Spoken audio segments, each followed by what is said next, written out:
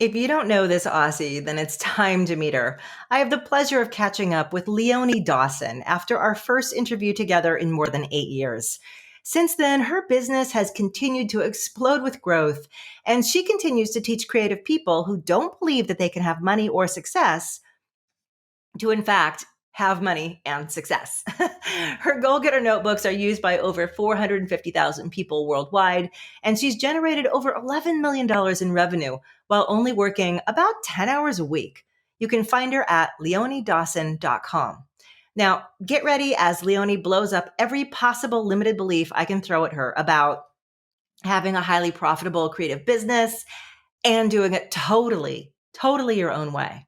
And by the way, our interview together does contain quite a few explicit words, so cover up the ears of your little ones. Hi, I'm Summer McStravick with Flowdreaming.com, and welcome to this series, Scarcity Thinking Sucks, So Do Limiting Beliefs. So let's dissolve your limited thinking, dump those scarcity thoughts, own your power, and get you back on your feet, reaching for the stars.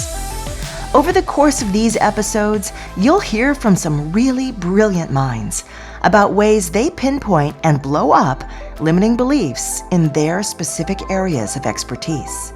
So come with me on a journey into your mind and heart, and let's see what we can find in these very enlightening conversations.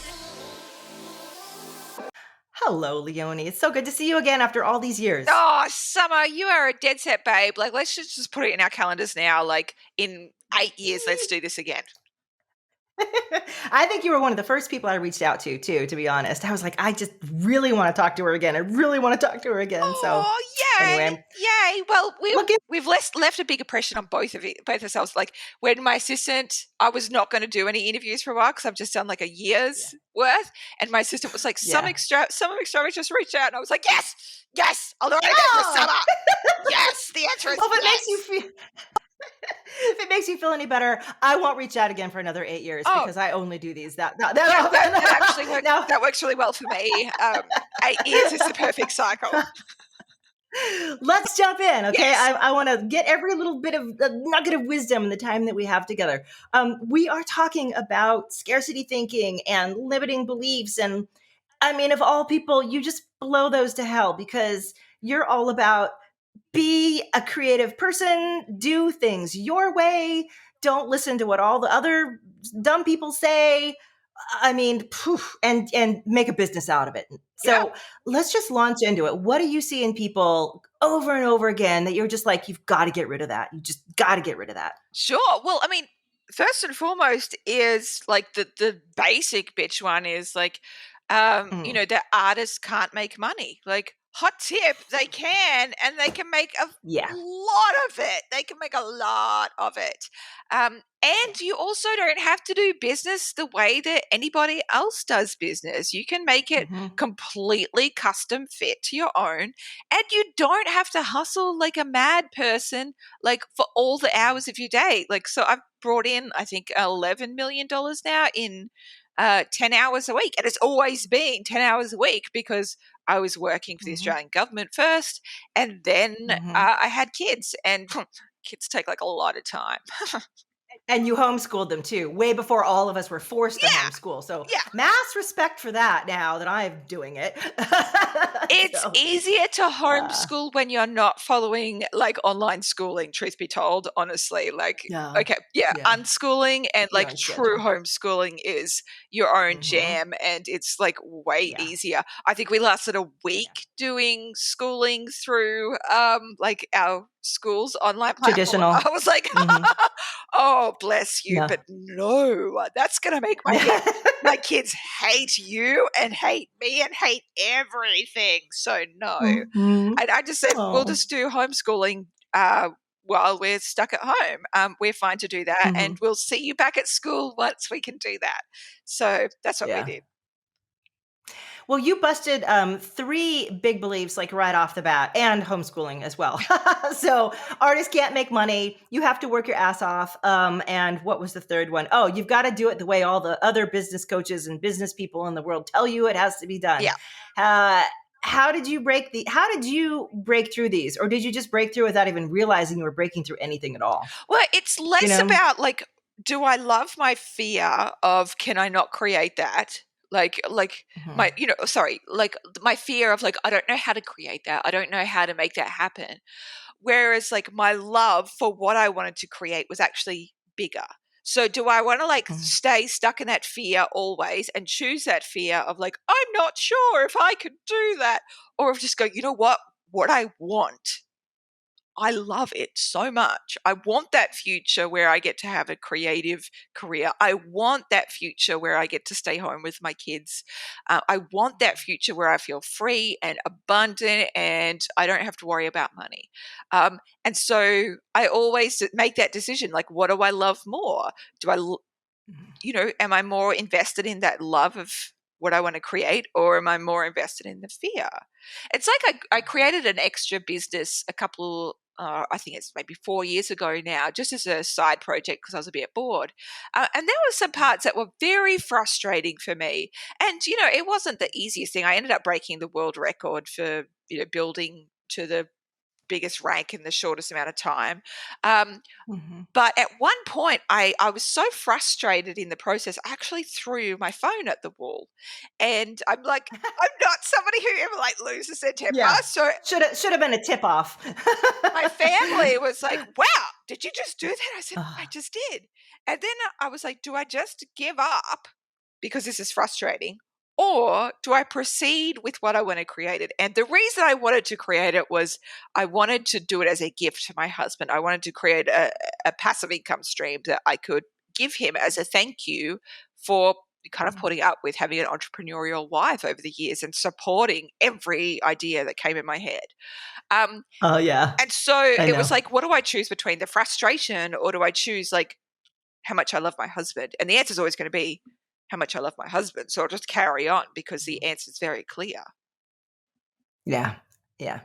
So your passion is your art, but it's also teaching other people how they can make it their own way. Like you fuse those two things together. Yeah, And you decided, I don't love my fear of doing either of them more than I love actually doing them. So I'm only going to do them, and the fear is gone and out. But what comes up then, like we even I've heard you mention this.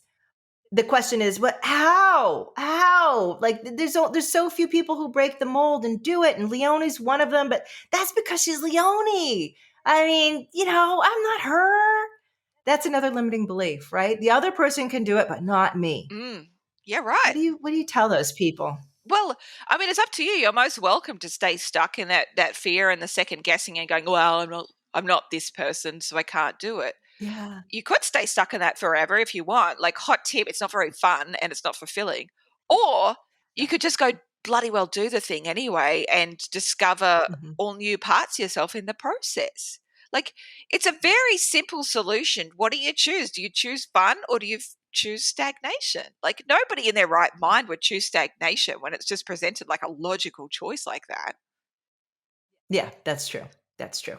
Um, so let's say then that a person does choose it, Mm. and they're like, okay, I'm going to be the next Leonie. Um, Now what? Now what? I don't have the people. I don't have the money. I don't have the this. I don't have the that's. And I'm bringing this up because it's another belief that needs to be broken. And I'm just gonna throw all of these at you until a person, like, if I'm being that other person, I have nothing more I could possibly say to you that you wouldn't just blow up. Sure. So So I don't have what I yeah, need. of Let's start course. with So that. I don't have it. first and foremost, like you don't have to be the next Leone, and I don't want you to be the next Leone because I am doing a fucking great job at being Leone. um, Ooh. and Yes. what I want you to be is be the next you. Be Mm-hmm. the next you, because that's what the world is genuinely needing, and that's what you need. That's what the angels are asking for, is for you to be you in all your gloriousness, and evolve into your next self, because it's the most fulfilling thing you can do on this planet. Now, of course, you're going to think, I don't have this, I don't have that. I didn't start off with knowing anything about business or marketing. And I remember sitting myself down and going, you know what, I really want to make $30,000 in the next year for my business, because that would mean I'd be able to, reduce some of my hours working in the public service. Mm-hmm. And so I worked out like how much I'd need to earn per week, how many art prints I'd need to sell at the time. And when I looked at it, I was like, I don't even know how to do this. I don't know how to sell this amount of art per week. Yeah. This does not add up.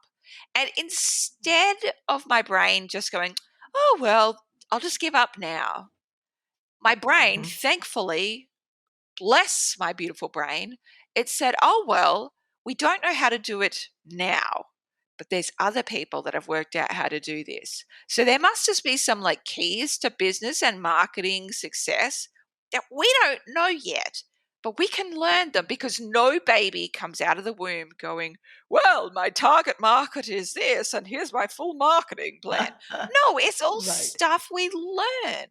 So business and Yeah. marketing is not something that you have to be born with. I was not one of those kids that like was doing side hustles on the side and organizing like mowing and stuff like that. No, I was like off in a cardboard box drawing and making pictures and just wanting to be left alone. Yeah. I was a Refrigerator boxes are the best. You remember dream that? come You get like true. one in your childhood and it was like, oh my God. My It could be a new fort. home. It could be everything. I'm Yes. gonna put curtains in it. Oh, yeah.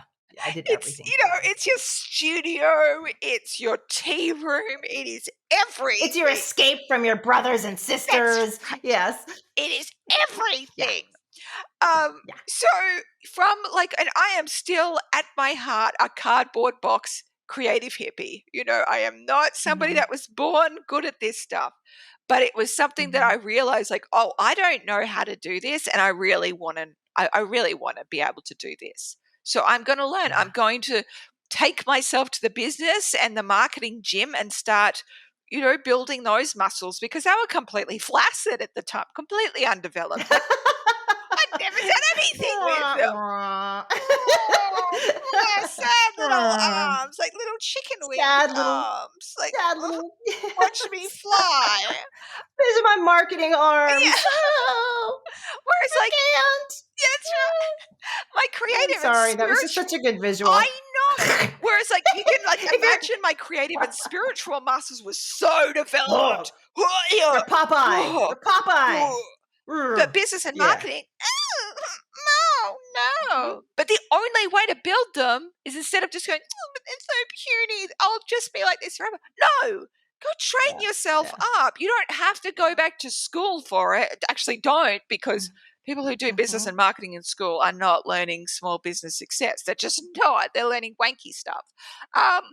And just learn stuff. And here's the thing. When I started my business, I didn't have a huge team. And hot tip, I still don't have a huge team. I have one part-time assistant. And, we bring in over $1 million a year.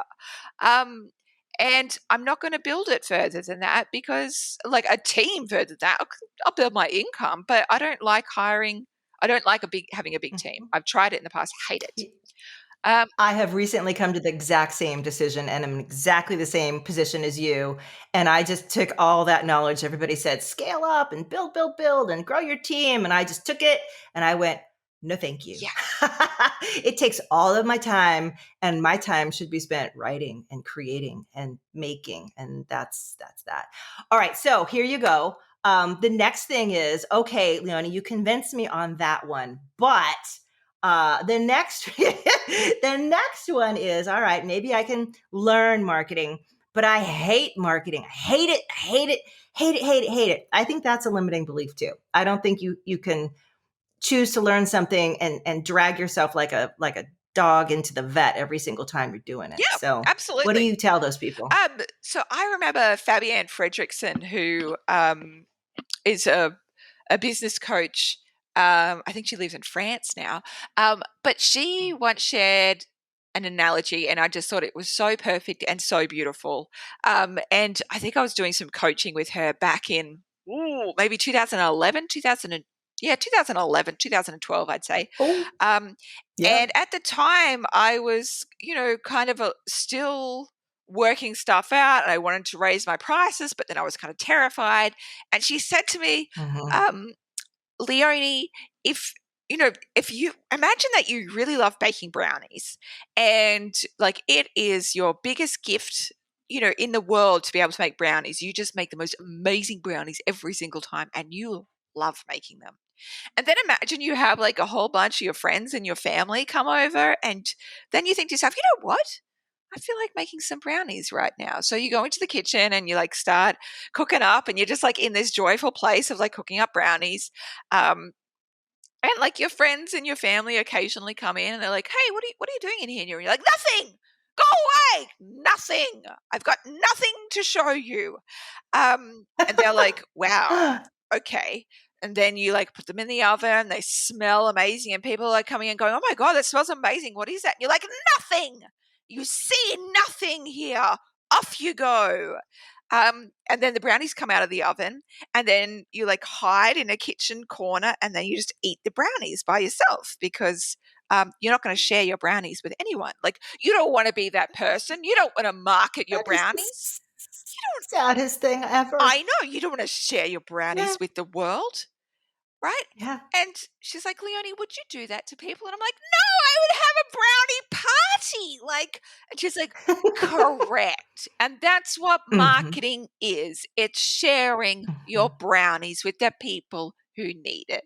So Yeah, here's the thing, like, that's all, like, once you realign to what marketing is, it's just clear communication to allow people to know, I make this. Here's what other people say about this.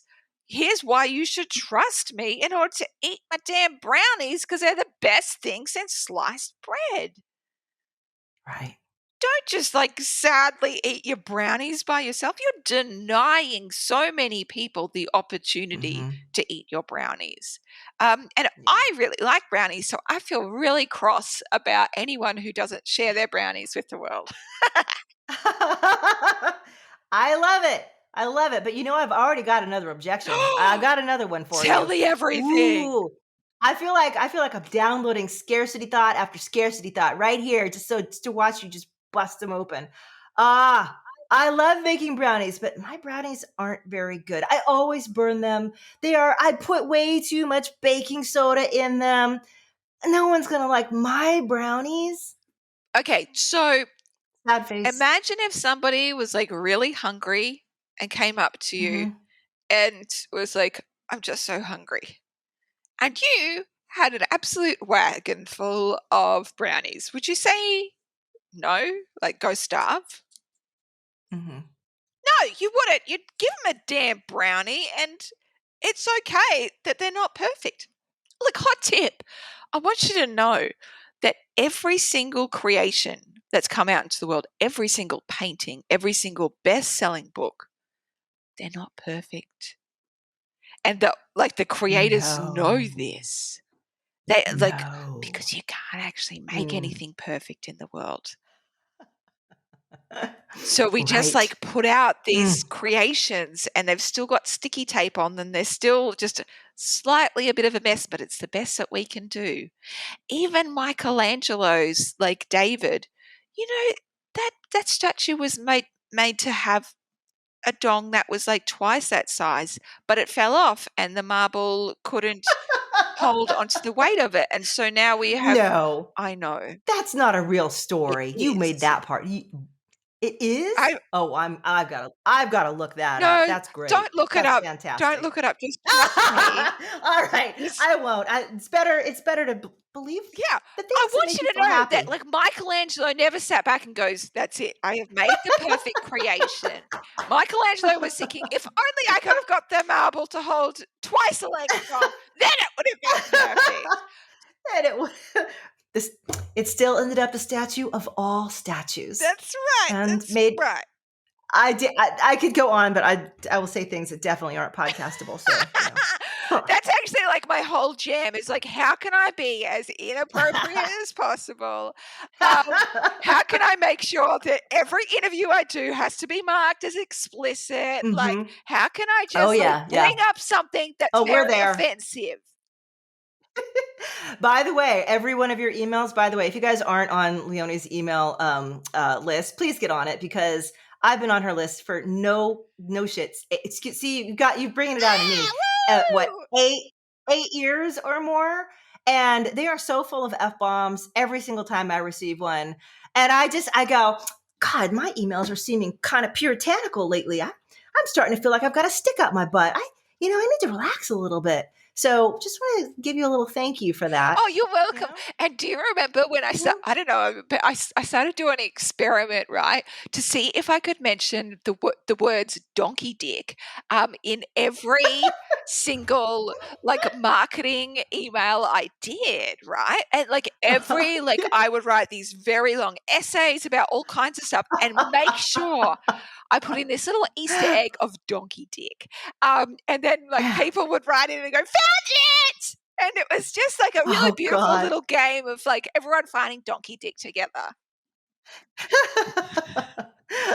So, anybody listening, there's really no more scarcity thoughts that go beyond these because if you can write donkey dick in every single email, and one, you don't care if there's blowback. If there is, they're not your people. Two, the people who loved finding your Easter eggs are like, give me more, please. I also saw, I just want to tell, I'm going to tell all kinds of things about you.